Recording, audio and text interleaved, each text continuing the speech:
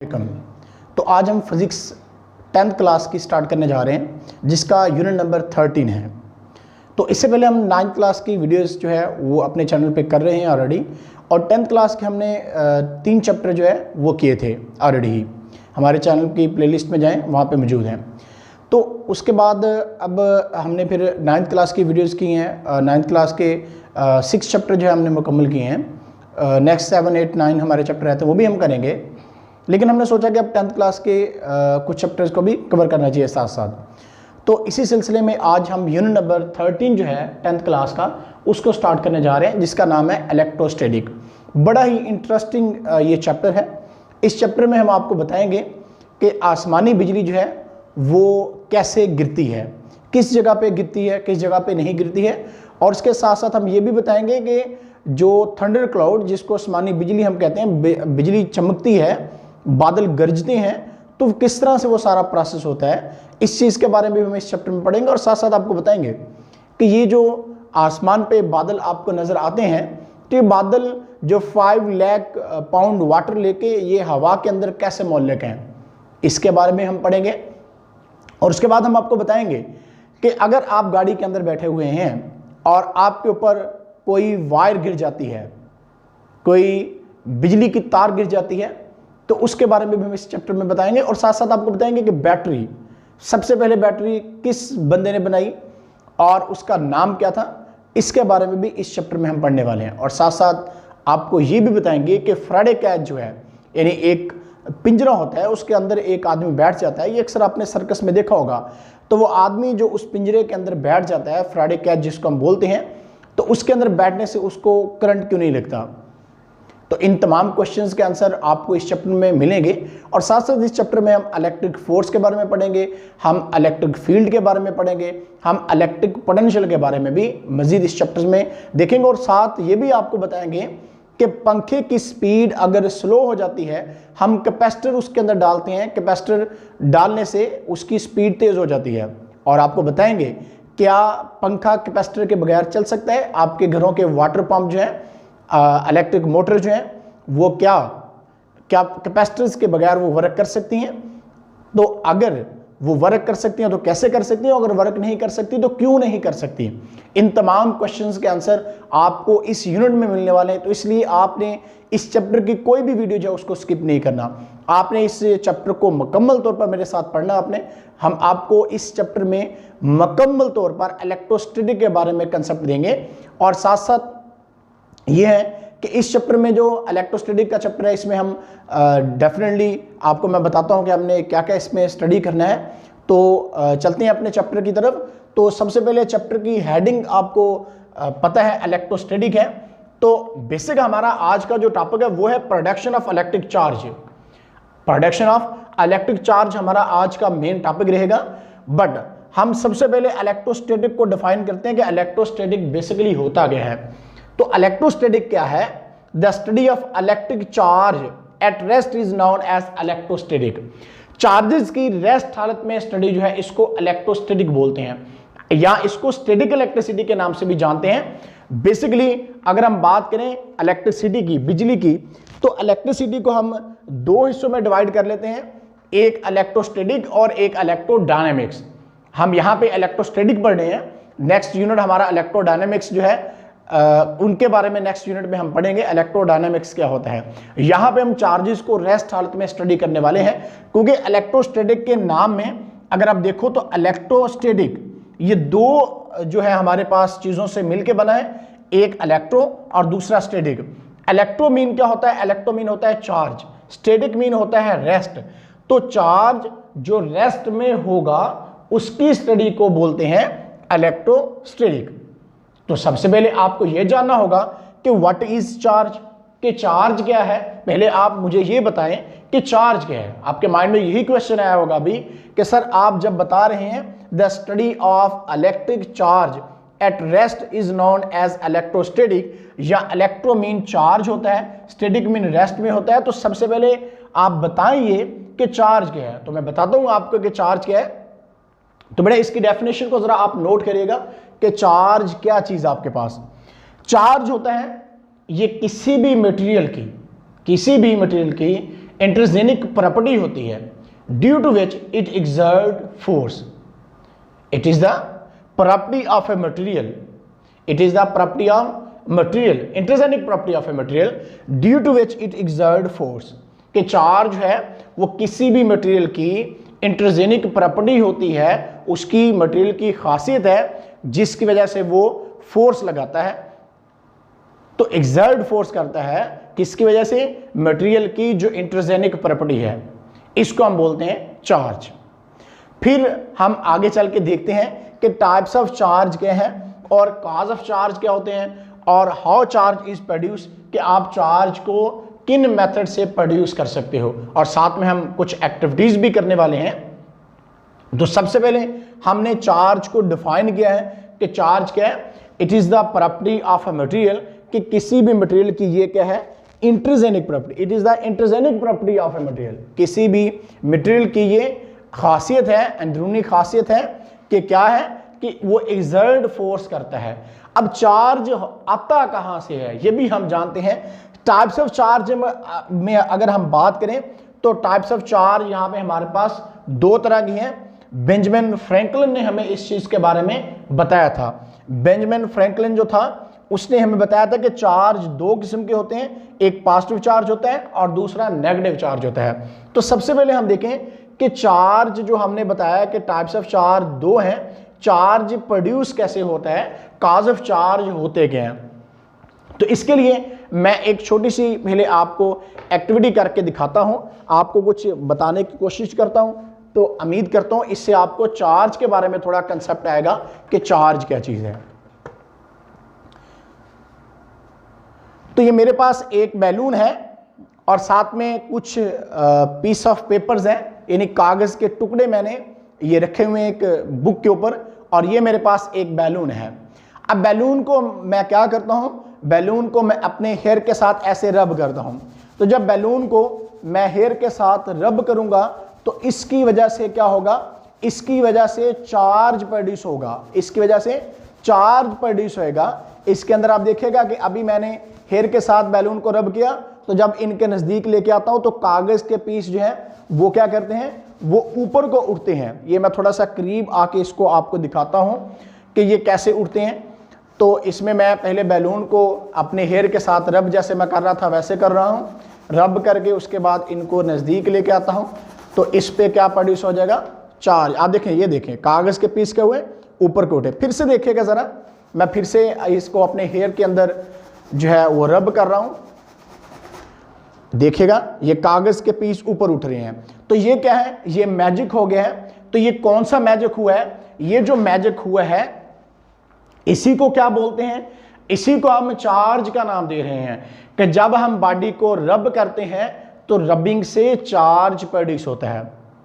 Balloon को आप अपने हेयर के साथ ऐसे रब किया और जब मैंने पीस ऑफ पेपर के नज़दीक लेके आया तो इसकी वजह से क्या हुआ, इसकी वजह से चार्ज प्रोड्यूस हुआ। आप ये एक्टिविटी घर में खुद भी कर सकते हो। इसी तरह से अगर एक आप कम लो, एक कंघी लो, उसको अपने बालों में ऐसे करके आप रब करें, और कंघी को जब आप रब करेंगे उसके बाद इसको कागज़ के पीस जो है यानी पीस ऑफ पेपर के नज़दीक लेके जाइएगा, तो इसकी वजह से भी आपको क्या होगा कि कागज़ के जो पीस होंगे यानी पीस ऑफ पेपर होंगे वो क्या करेंगे, वो भी ऊपर को उठेंगे। तो ये कम के थ्रू भी और जो बैलून के थ्रू अभी हमने आपको एक्टिविटी करके दिखाई, तो इसका मतलब ये है कि कोई तो ऐसी बात थी जिसकी वजह से जो पीस ऑफ पेपर है वो ऊपर को उठे।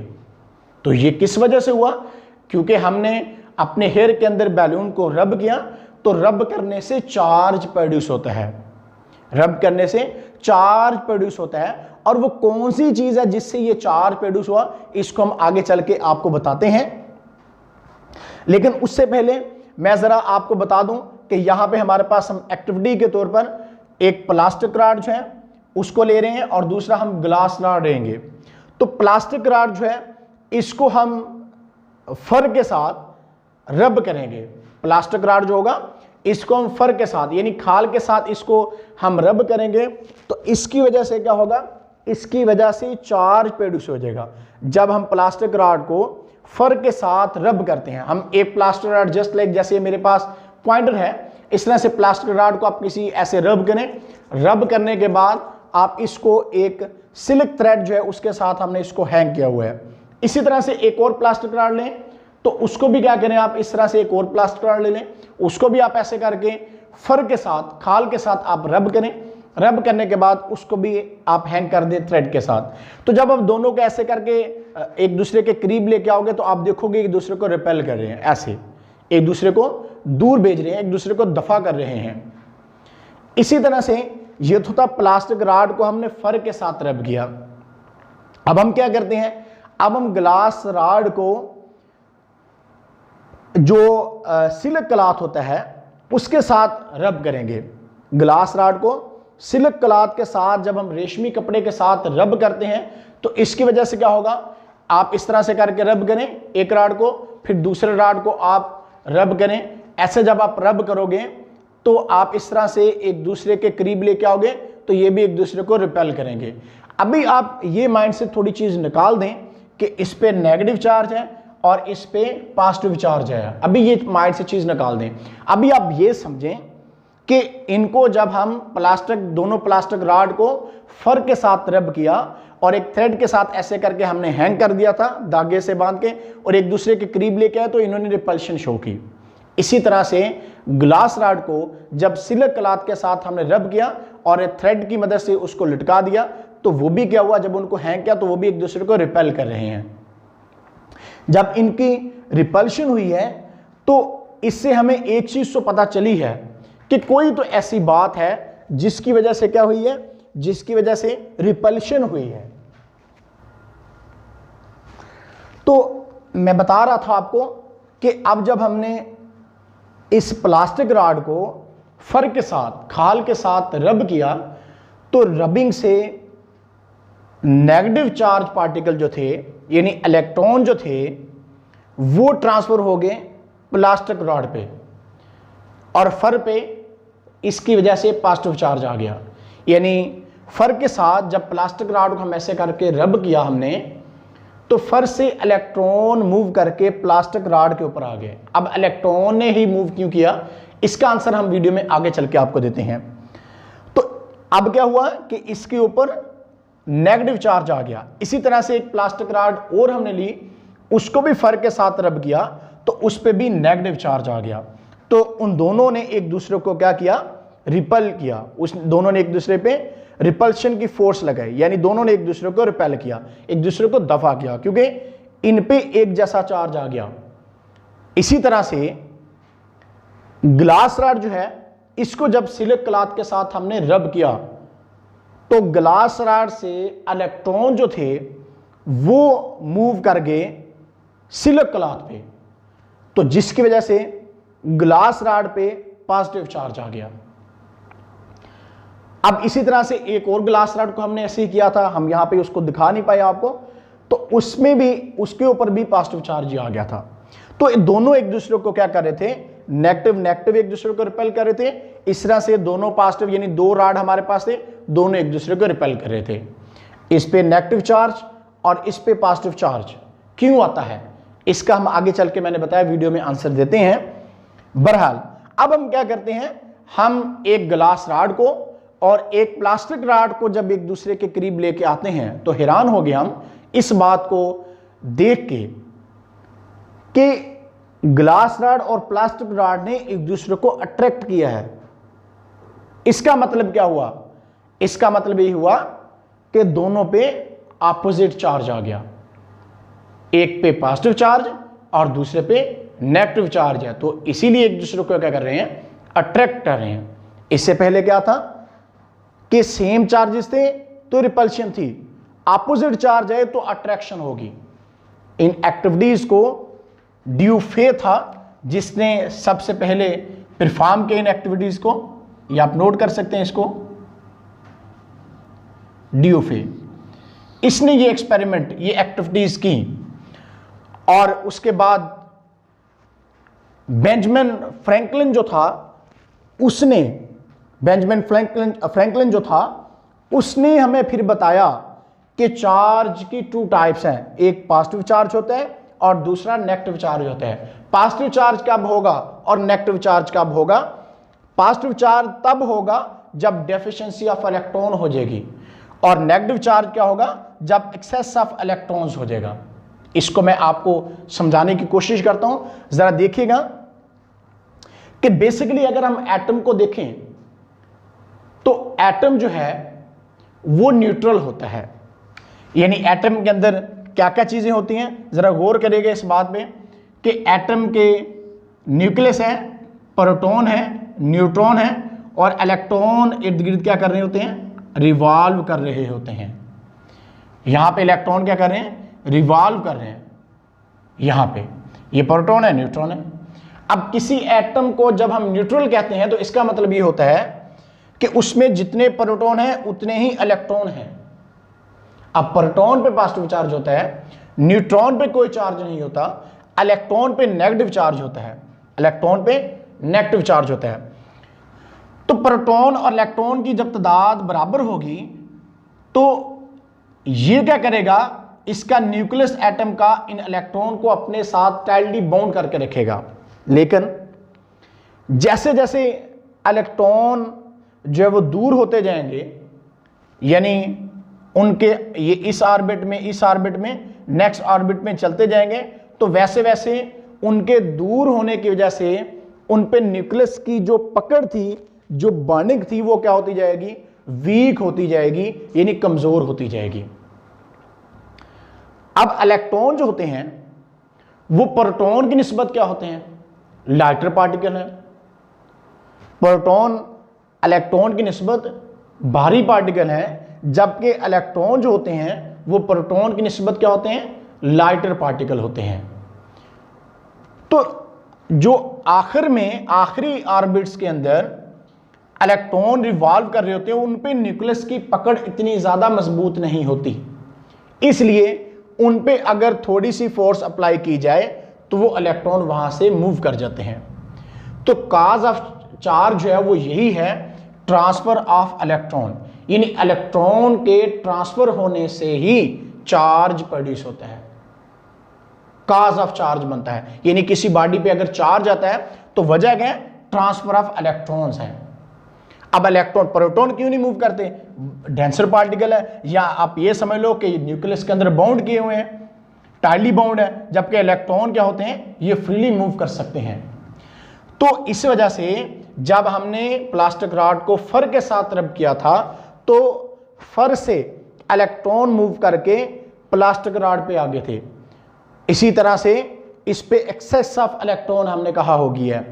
और जब ग्लास रॉड को सिलिक क्लॉथ के साथ रब किया था तो सिलिक के ऊपर इलेक्ट्रॉन चले गए, ग्लास रॉड के ऊपर क्या हो गया, डेफिशिएंसी ऑफ इलेक्ट्रॉन होगी, तो जिसकी वजह से क्या हुआ, इस पे पॉजिटिव चार्ज आ गया। तो यही हमने डेफिनेशन लिखी है।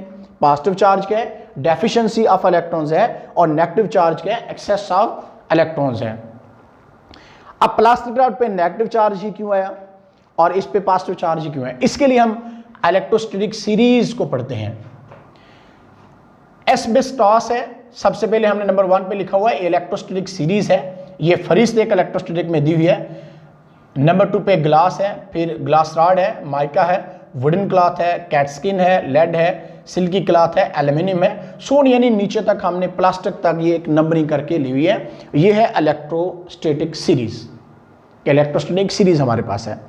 इसको आप ये समझिएगा कि अपर साइड पे टॉप पे पॉजिटिव चार्ज है और सबसे नीचे बॉटम पे नेगेटिव चार्ज है। आप इसको इस तरह से याद रख सकते हैं, पॉजिटिव चार्ज है और यहां पे क्या है, नेगेटिव चार्ज है। अब इनमें से आप कोई से भी दो, इनमें से कोई से भी दो आप जो है चीज़ें ले लें, यानी ग्लास ले लें या माइका ले लें या वुडन क्लॉथ या कैट स्किन ले लें या कैट स्किन और लेड ले लें, इनमें से कोई से भी दो उठाएंगे तो ऊपर वाला जो आप उठाएंगे उस पे पॉजिटिव चार्ज होगा और नीचे वालों पे क्या होगा, नेगेटिव चार्ज होगा। ऊपर वालों पे पॉजिटिव चार्ज और नीचे वालों पे क्या होगा, नेगेटिव चार्ज होगा। जैसे आप ये समझें कि ग्लास रॉड हमने लिया और इसके साथ हमने सिलिक क्लॉथ जो है उसका इस्तेमाल किया था, तो ग्लास रॉड देखें टॉप पे है, तो इसका मतलब इस पे कौन सा चार्ज होगा, पॉजिटिव चार्ज होगा, और सिल्की क्लॉथ जो है इस पे कौन सा होगा, नेगेटिव चार्ज होगा। इस तरह से अगर हम बात करें प्लास्टिक की और फर की बात करें, यानी प्लास्टिक रॉड और फर की बात करें, तो अब फर देखें यहाँ पे टॉप पे अगर बात कर लें कैट स्किन्स है, यानी उसकी हम फर की बात कर लेते हैं कि उसकी फर लेते हैं, तो इस पे कौन सा होगा, पॉजिटिव चार्ज होगा, और प्लास्टिक पे कौन सा होगा, नेगेटिव चार्ज होगा। तो इस तरह से इलेक्ट्रोस्टैटिक सीरीज के थ्रू हमें इस बात की निशानदेही होगी, हमें इस बात की इंडिकेशन मिल गई कि पॉजिटिव चार्ज जो है वो ग्लास रॉड पे आ गया और नेगेटिव चार्ज किस पे चला गया था, सिल्क क्लॉथ पे जो है वो नेगेटिव चार्ज चला गया था। इसी तरह से जो हमारे पास प्लास्टिक रॉड और फर के साथ हमने रबिंग की थी, तो क्या हुआ था कि प्लास्टिक रॉड के ऊपर नेगेटिव चार्ज आ गया था और फर के ऊपर कौन सा चार्ज आ गया था, पॉजिटिव चार्ज आ गया था। और ये चार्जिंग जो यहाँ पे हमने इसको प्रोडक्शन इसकी की है वो किस वजह से हुई है, काज चार्जेस का ये है कि इलेक्ट्रॉन के ट्रांसफर होने की वजह से हुआ है, और प्रोडक्शन क्या है इसकी, यानी कि हाउ चार्ज इज प्रोड्यूस्ड, तो ये बाय रबिंग मेथड है। हम जब रब करते हैं तो रबिंग से क्या होता है, चार्ज प्रोड्यूस होता है। तो बेसिकली चार्ज प्रोड्यूस करने के यहाँ पे 3 मेथड्स हैं, बाय फ्रिक्शन यानी रबिंग करने से, यानी फ्रिक्शन जब बॉडी को आपस में रब किया जाता है तो यानी फ्रिक्शन प्रोड्यूस होती है, तो इसकी वजह से भी चार्ज प्रोड्यूस होता है। बाय कंडक्शन यानी जब बॉडी को, दो बॉडीज को आपस में टच किया जाता है तो इसकी वजह से भी हम चार्ज प्रोड्यूस कर सकते हैं, इसको मजीद आगे चल के हम पढ़ेंगे नेक्स्ट लेक्चर्स में। और बाय इंडक्शन यानी विदाउट टच किए भी हम चार्ज है वो प्रोड्यूस कर सकते हैं, तो इसको कैसे कर सकते हैं ये भी हम नेक्स्ट लेक्चर में आगे चल के पढ़ेंगे। अब जरा यहाँ पे बात कर लें कि बॉडी जो है वो चार्ज किस तरह से होती हैं। सपोज करें कि मेरे पास यहाँ पे 2 एटम है, इधर जितने पॉजिटिव चार्ज है इधर उतने ही नेगेटिव चार्ज है, तो ओवरऑल ये न्यूट्रल है। इस तरह से एक और एटम मैं लेता हूँ, ये भी क्या है कि जितने पॉजिटिव चार्ज जितने नेगेटिव है, तो ओवरऑल ये क्या था, न्यूट्रल था। ये एटम भी न्यूट्रल है, ये भी न्यूट्रल है। जब इन दोनों को आपस में मैंने रब किया तो रबिंग की वजह से क्या होगा, रबिंग की वजह से इस एटम में से इलेक्ट्रॉन जो है वो यहां से निकल के इधर मूव कर जाएंगे, यानी इलेक्ट्रॉन क्या हो गए, यहां से इधर ट्रांसफर हो गए हैं, ट्रांसफर ऑफ इलेक्ट्रॉन हुआ है। तो जब ट्रांसफर ऑफ इलेक्ट्रॉन हुआ है तो इसकी वजह से यहां पे इलेक्ट्रॉन कितने हो जाएंगे, पहले हमारे पास 3 पॉजिटिव थे 3 नेगेटिव थे, अब 3 नेगेटिव और हमारे पास आ गए, और इस एटम के ऊपर सिर्फ क्या रह गए थे, 3 पॉजिटिव चार्ज ही रह गए थे। पहले क्या थे, पहले दोनों एटम न्यूट्रल थे, यानी जितने पॉजिटिव चार्ज हैं उतने ही दोनों एटम पे नेगेटिव चार्ज थे, यानी इस पे पॉजिटिव 3 चार्ज थे, नेगेटिव 3 चार्ज, इस पे पॉजिटिव 3 चार्ज, नेगेटिव 3 चार्ज, तो पहले क्या थे, न्यूट्रल थे। अब देखते हैं आप इसको जब हमने रब में किया तो चार्ज कैसे होते हैं। अब देखें यहाँ पे कितने चार्ज रह गए, यहाँ पे प्लस का 3 चार्ज रह गया, और यहाँ पे हमारे पास प्लस के 3 हैं और माइनस के 6 हैं, तो -6 और +3 करें आप, कितना आ गया आंसर, -3, -6 +3, तो आंसर क्या आ गया, -3। तो अब देखें जरा, इस पे +3 चार्ज है और इस पे कौन सा चार्ज है, इस पे -3 चार्ज है। तो हमने क्या किया, हमने बॉडीज चार्ज कर ली हैं, इस पे पॉजिटिव चार्ज आ गया, इस पे नेगेटिव चार्ज आ गया। अब क्या हो गया ये, अब ये चार्ज हो गए। पहले क्या थे, अनचार्ज थे, पहले दोनों एटम न्यूट्रल थे, जब इनको आपस में रब किया तो रबिंग की वजह से क्या हो गया, रबिंग की वजह से चार्ज प्रोड्यूस हो गया, इस पे +3 आ गया, इस पे -3 चार्ज आ गया। तो इसी तरह से जो बेंजामिन फ्रैंकलिन था उसने फिर पॉजिटिव और नेगेटिव चार्जेस का कंसेप्ट लिया, और बाय कन्वेंशन चल रहा है कि ये पॉजिटिव चार्ज है और ये नेगेटिव चार्ज है। फिर सिंबल पॉजिटिव और नेगेटिव की आपको समझ आ गए हैं। डेफिशिएंसी ऑफ इलेक्ट्रॉन होगी तो पॉजिटिव चार्ज आएगा। देखिए यहाँ पे इलेक्ट्रॉन की डेफिशिएंसी हो गई है, इलेक्ट्रॉन ट्रांसफर हो गए, तो यहाँ पे सिर्फ पॉजिटिव चार्ज रह गया, और इधर से इलेक्ट्रॉन इधर मूव करके गए तो यहाँ पे इलेक्ट्रॉन की एक्सेस हो गई थी, यहाँ पे इलेक्ट्रॉन की ज्यादती हो गई थी, यानी इलेक्ट्रॉन कसरत में हो गए थे, तो इसलिए यहाँ पे कौन सा चार्ज आ गया था, नेगेटिव चार्ज आ गया था। तो इस तरह से हमने क्या देखा कि हमने 2 न्यूट्रल बॉडी ली, जब उनको आपस में रब किया तो रबिंग से क्या हो गया, वो बॉडी चार्ज हो गई है। तो इस तरह से ही प्लास्टिक रॉड पे और ग्लास रॉड पे चार्ज नेगेटिव और पॉजिटिव आते हैं। और हमने ये भी चीज़ देखी है कि एक जैसे चार्ज हैं वे एक दूसरे को क्या करते हैं, रिपेल करते हैं। देखिएगा पॉजिटिव पॉजिटिव रिपेल कर रहे हैं, नेगेटिव नेगेटिव रिपेल कर रहे हैं, पॉजिटिव नेगेटिव एक दूसरे को क्या कर रहे हैं, अट्रैक्ट कर रहे हैं। पॉजिटिव और नेगेटिव एक दूसरे को क्या कर रहे हैं, अट्रैक्ट करते हैं, कशिश करते हैं, और सेम चार्जेस एक दूसरे को रिपेल करते हैं, अपोजिट चार्ज है वो एक दूसरे को क्या करते हैं, अट्रैक्ट करते हैं। अब ये भी है कि टेलीविजन की स्क्रीन की अंदरूनी सतह पर पिक्चर ट्यूब से खारिज होकर बेशुमार इलेक्ट्रॉन टकराते हैं, लेकिन इसके बावजूद टेलीविजन जो होता है उसकी बॉडी पर चार्ज नहीं होता। असल में हम क्या कहते हैं कि हम टेलीविजन की स्क्रीन की अंदरूनी सतह पर एक कंडक्टिंग पेड़ लगा देते हैं, जिसकी वजह से चार्ज ट्रांसफर होता रहता है और वहाँ पे क्या नहीं होता, जमा नहीं होता। यानी पिक्चर ट्यूब से जो इलेक्ट्रॉन निकलते हैं वो उसकी अंदरूनी सतह पर स्क्रीन के साथ टकराते हैं, तो वहाँ पे तो फिर चार्ज बहुत ज़्यादा जमा हो जाना चाहिए, लेकिन अब क्या होता है, हम वहाँ पे कंडक्टिंग पेड़ लगा देते हैं जिसकी वजह से वो चार्ज ट्रांसफ़र होता रहता है और वहाँ पे जमा नहीं हो पाता। उसके साथ अब ये भी है कि ये रिपल्शन और अट्रैक्शन की फोर्सेस आती कहाँ से हैं, बेसिकली ये रबिंग से आई हैं, यानी हमने रब किया तो चार्ज प्रोड्यूस हुए हैं, तो डेफिनेटली ये इनको हम कह सकते हैं कि रबिंग से रिपल्शन और अट्रैक्शन की फोर्सेस आती हैं। अब बात करते हैं जी characteristics of charges. Characteristics of charges क्या है कि चार्ज जो है भी किसी भी मटेरियल की इंटरजेनिक प्रॉपर्टी है जिसकी वजह से वो किसी बॉडी पे फोर्स लगाती है, यानी वो फोर्स अट्रैक्शन की भी हो सकती है और वो फोर्स रिपल्शन की भी हो सकती है। इसके बाद सेम चार्जेस एक दूसरे को रिपेल करते हैं, अपोजिट चार्ज एक दूसरे को अट्रैक्ट करते हैं, ये भी इससे चार्ज की प्रॉपर्टी है। और उसके साथ साथ ये चीज़ भी है कि repulsion is the sure test of a charge on a body, कि अगर दफ़ा की फोर्स जो है वो हमें किसी बॉडी पे चार्ज की मौजूदगी का जो है वो पता लगाती है, और फ्रिक्शन की वजह से किसी बॉडी पे दो किस्म का चार्ज प्रोड्यूस हो जाता है, एक पॉजिटिव चार्ज प्रोड्यूस हो जाता है और दूसरा कौन सा हो जाता है, नेगेटिव चार्ज प्रोड्यूस हो जाता है। तो इस तरह से आज जो हमारे टॉपिक्स था वो था प्रोडक्शन ऑफ इलेक्ट्रिक चार्ज, के प्रोडक्शन ऑफ इलेक्ट्रिक चार्ज यानी इलेक्ट्रिक चार्ज पैदा कैसे होता है, और हमने इसमें देखा कि चार्ज क्या है, टाइप्स ऑफ चार्ज क्या है, काज ऑफ चार्ज क्या है, और उसके बाद हाउ चार्ज इज प्रोड्यूस्ड, कि चार्ज प्रोड्यूस कैसे कैसे होता है। तो इन तमाम चीज़ों के जो है वो हमने कंसेप्ट आपको दिए हैं। तो हम उम्मीद करते हैं कि आज का लेक्चर आपको काफ़ी अच्छी से समझ आया होगा और आपको पता चला होगा कि बैलून को रब करने से या बालों में कंघी करने से आपके बाल ऊपर को क्यों उठ जाते हैं, या कागज़ के पीस के करीब लेके आओ, पेपर पीस के करीब, तो वो क्यों अट्रैक्ट होते हैं। तो इन तमाम क्वेश्चंस के आंसर भी आई थिंक आपको आज मिल गए हैं, और उसके साथ हमने इलेक्ट्रोस्टैटिक सीरीज़ के थ्रू भी आपको बता दिया है कि किस बॉडी पे कौन सा चार्ज वो प्रोड्यूस होता है। तो उम्मीद करता हूँ आज का लेक्चर आपको काफ़ी ज़्यादा इंटरेस्टिंग होने के साथ साथ आपको अच्छा भी लगा होगा। तो आज के लिए इतना ही, फिर मिलेंगे इंशाल्लाह, तब तक अल्लाह हाफिज़।